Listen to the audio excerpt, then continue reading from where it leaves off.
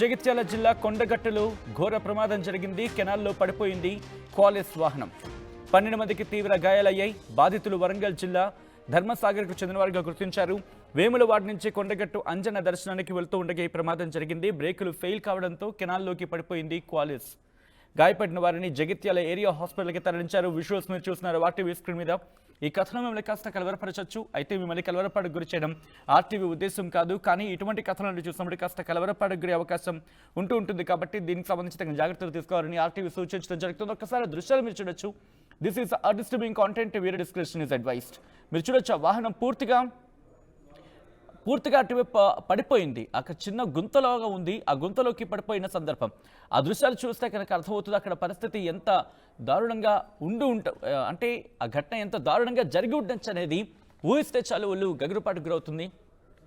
బాధితులు వరంగల్ జిల్లాకు చెందినవారుగా గుర్తించారు. వేములవాడ నుంచి కొండగట్టు అంజనా దర్శనానికి వెళ్తూ ఉండగా ఈ ప్రమాదం జరిగింది.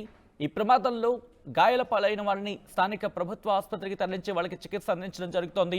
అక్కడికి చేరుకున్నారు స్థానికులు. వాళ్ళకి సాయం అందించే ప్రయత్నం చేశారు. పూర్తిగా ఇలా సాధారణంగా ఏమంటూ ఉంటారంటే బోర్లా పడిందంటూ ఉంటాం. ఇలా బోర్లా పడిపోయింది, పూర్తిగా టిల్ట్ అయిపోయింది ఒకవైపుకి. వెంటనే అక్కడికి చేరుకున్నారు స్థానికులు అక్కడికి చేరుకుని వాళ్ళకి సాయం అందించే ప్రయత్నం చేశారు. రెస్క్యూ ఆపరేషన్స్లో పాలుపంచుకున్నారు.